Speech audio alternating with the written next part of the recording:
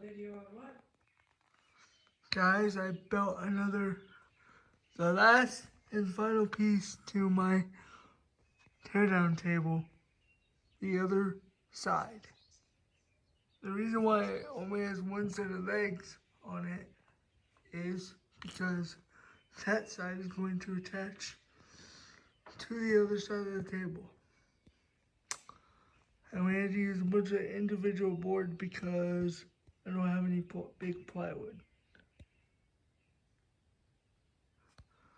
So, and yeah, I gotta get wheels for it too.